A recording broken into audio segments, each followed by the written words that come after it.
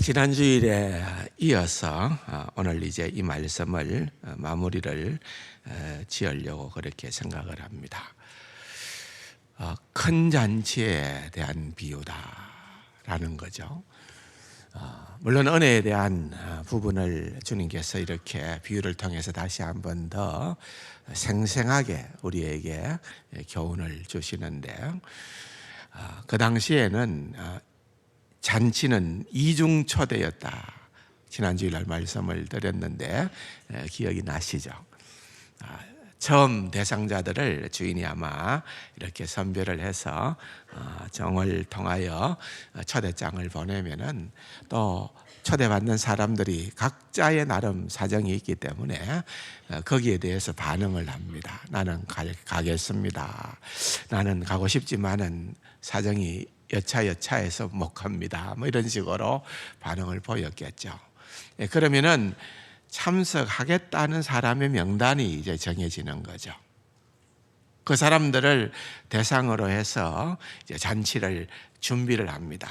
잔치는 잔치답게 해야 되기 때문에 굉장히 거기에 맞추어서 정성을 다하여 준비를 하고, 막상 잔칫날이 오게 되면은 다시 2차 초대장을 보냅니다.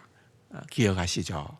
오늘이 그 잔칫날이니까 당연히 빠짐없이 참석해 주시면 좋겠습니다 하는 2차 초대장을 보내는데, 그것은 이미 참석하기로 본인이 확답을 준 상태에서 다시 한 번 더 확인을 하는 것이기 때문에 그건 당연한 거죠.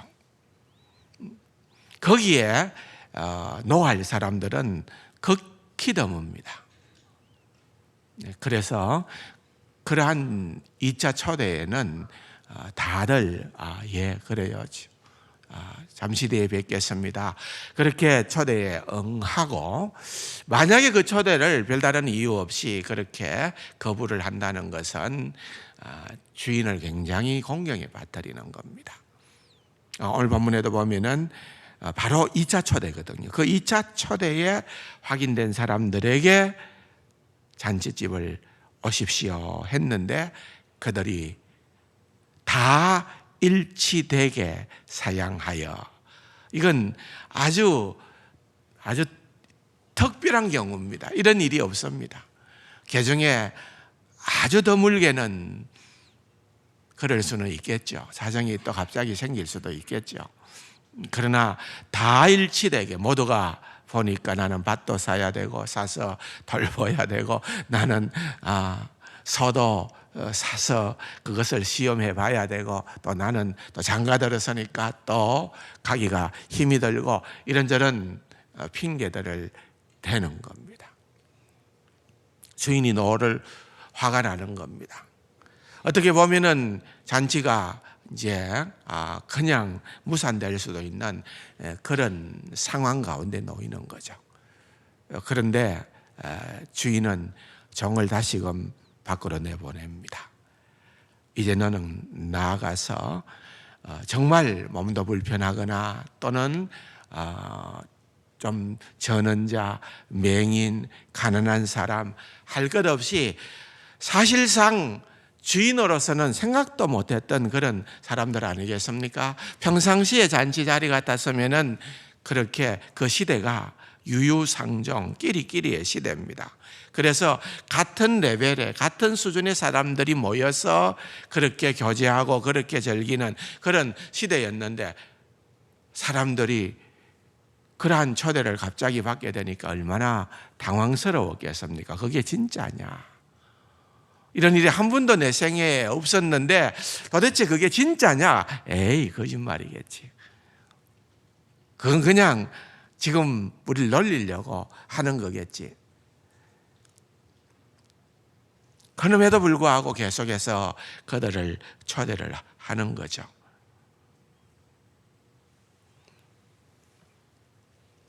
시간이 다가옵니다. 주인이 종에게 묻습니다. 결과가 어떻게 되어졌느냐? 그렇게 해서 초대를 하기는 했습니다만은 아직도 자리가 남아 있나이다. 다 차지 않았다 그 말이죠. 그 정도 했으면 그냥 끊고 이제 됐다, 잔치하자 이렇게 할 수도 있는 그런 상황 가운데서 주인은 또다시금 종을 밖으로 내보냅니다. 더 험악한 곳이겠죠. 더 소외된 사람들이겠죠. 더 멸시와 천대를 받는 그런 사람들이겠죠. 길가로 나가서 산울타리 바깥으로 가서 그 사람들이 보이거든 강건하여 데려오라. 굉장히 무게가 나가는 그런 단어입니다. 강건했다라고 하는 말은 간다, 가자 할 때 사람들이 전부 다 이구동성으로 하는 반응은 아니 어찌 그런 일이, 그건 설마 그런 일이, 불가능한 일이, 그 대단한 분이 우리를 초대하다니. 다들 마음이 선뜻 내키지도 않았을 거고 그것이 진실로 받아들이지도 않았던 그런 상황 아니겠어요?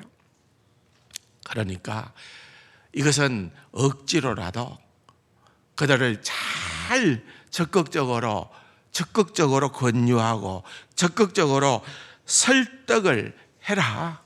그렇게 해서 그 자리를 다 채우라고 그렇게 이야기를 하는 겁니다. 그렇게 해서 이제 잔치가 벌어지게 되어졌다는 그런 비유의 내용입니다. 예수님께서 항상 하셨던 그 모든 비유는 그 시대의 문화와 그 시대의 형편에 맞아 듣는 이들이 그냥 들을 때 모두가 생각할 수 있는 그런 배경을 가지고 있었던 거죠. 그런 얘기를 예수님이 하게 되어졌던 것을 보게 되는 것입니다. 결국은 주님께서 말씀하시고자 하는 바가 무엇이냐는 거예요. 결국은 이 천국 잔치에 최종적으로 앉게 될 자들은, 그 영광을 누리게 될 자들은 그들이 신분이 좋아서가 아니고, 그들이 선한 일을 해서도 아니고, 그들이 잘났어도 아니고, 결국은 주인의 엄청난 초대에, 그 부르심에 응한 자들이다 그 말입니다. 하나님의 은혜를 깨닫고 그 은혜에 반응하는 자들, 그게 바로 이 잔치 자리에 앉아있는 자들입니다. 그 하나님의 잔치에 준비하라는 겁니다. 하나님은 어떤 하나님으로 묘사되고 있습니까? 끊임없이 오늘 비유를 보면은 초대하고 그들이 거부를 하더라도 계속해서 주님은 초대를 해 주시는 거예요. 여러분, 오늘 본문에 우리가 눈여겨 읽어보면은 조금 특별한 그러한 표현은 하나 있어요. 그게 뭔가 하면은, 이런 배경들을 보면은 이런 잔치가, 이런 거창한 웅대한 잔치가 펼쳐지기 위해서는 주인이 많은 종들을 심부름을 시킵니다. 그게 뭐 수십 명이 될지 더 이상이 될지 모르지만은 그게 일상적인 거죠. 근데 오늘 표현을 자세히 보면은 정이 죽자 사자 정 하나를 보냅니다. 가라, 가서 전해라, 데려와라, 또 저리로 가라.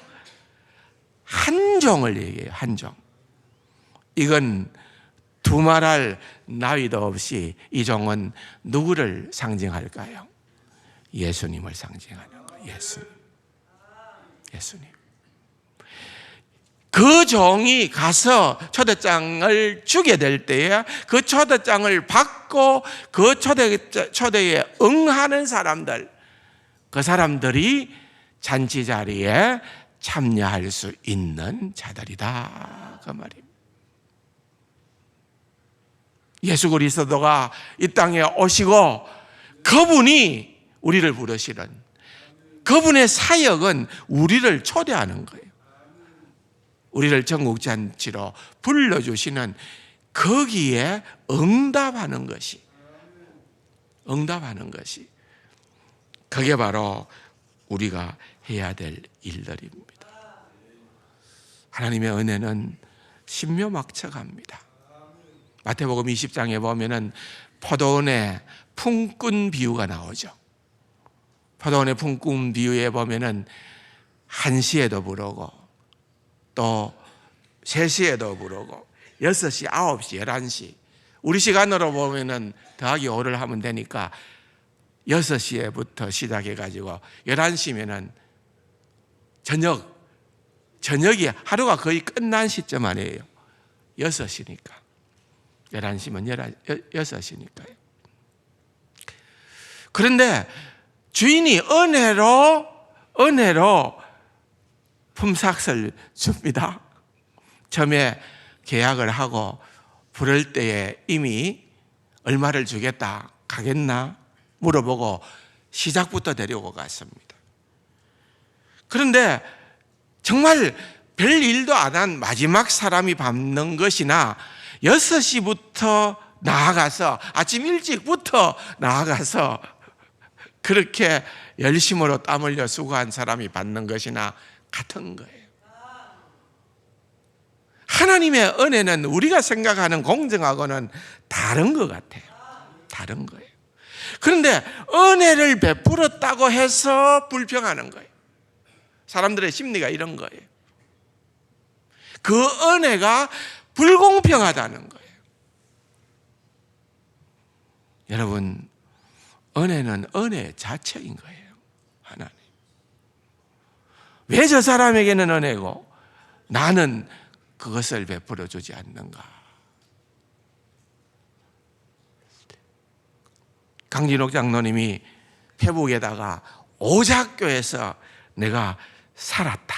하나님께서 폭탄이 쏟아지는 그 오작교에서 내 생명을 구원해 주셨다.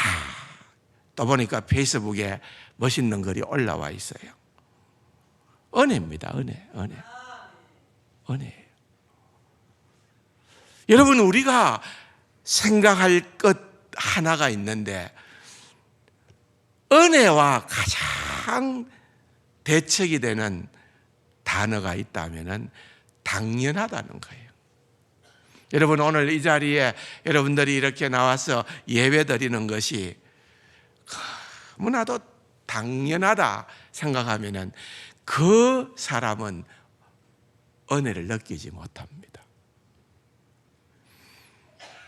주님 앞에 나올 때마다 이 자리는 너무나도 놀라운 하나님의 은혜의 자리다.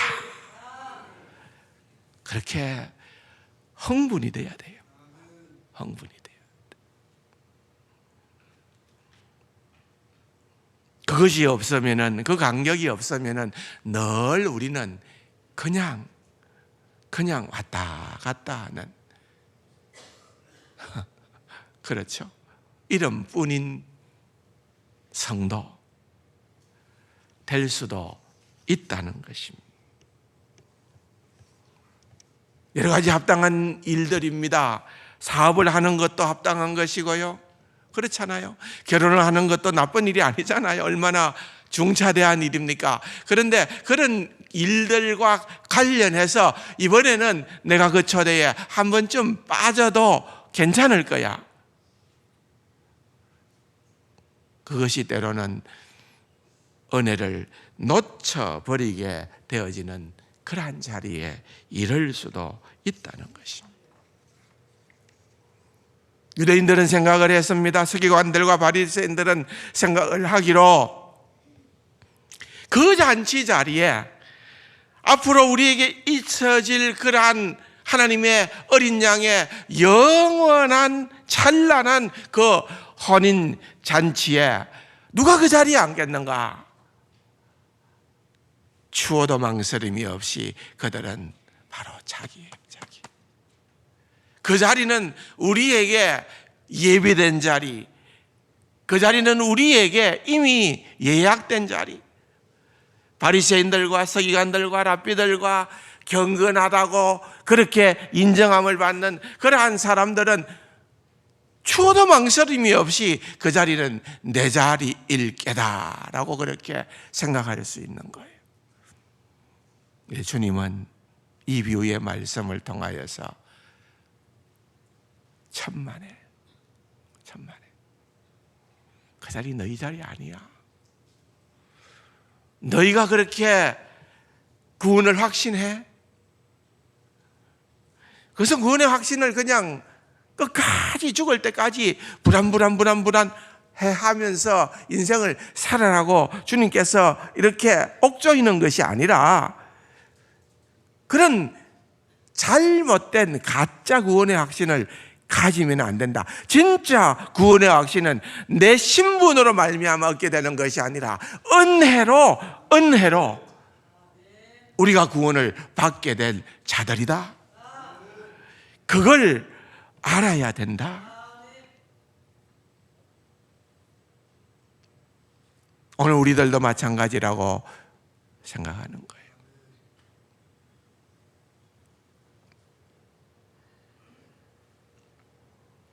유대인들이 생각을 할 때는 2차 초대자, 3차 초대자 이런 사람들은 평상시에 만날 수 있는 자들 아니에요. 혹시 만나게 된다 하더라도 거리를 두거나 피하는 자들이에요.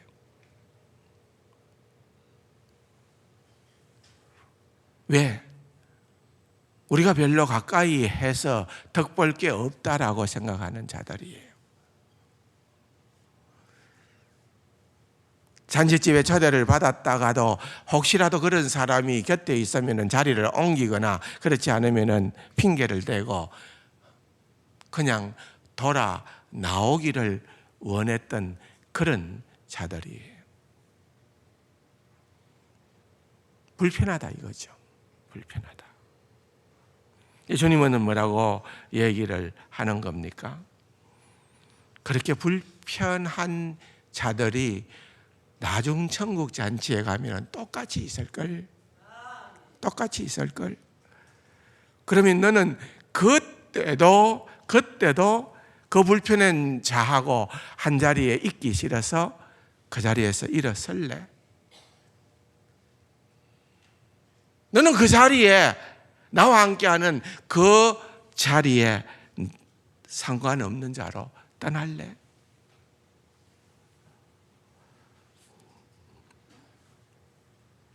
여러분 신앙생활을 하다 보면은 때때로 우리가 불편해 하는 사람들이 있을 수 있습니다.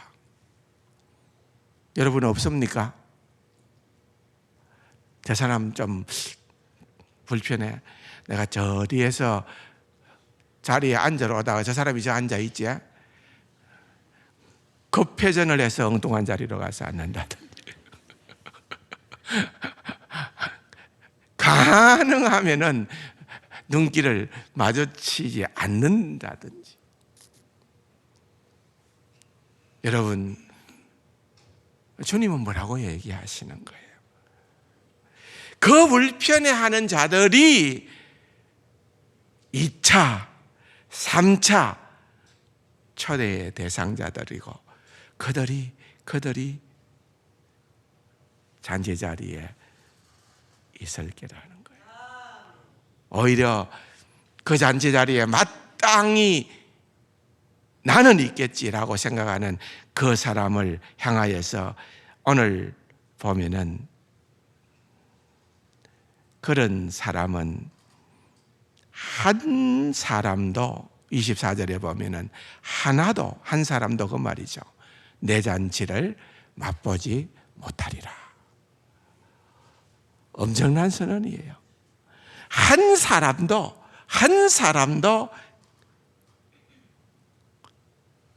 그 자리를 맛보지 못하리라. 그 자리는 어떤 사람들로 채워지는 자리입니까? 그 자리는 은혜를 아는 자들로 채워지는 겁니다. 아주 우리가 생각할 때에 주의를 기울여야 되는 거예요.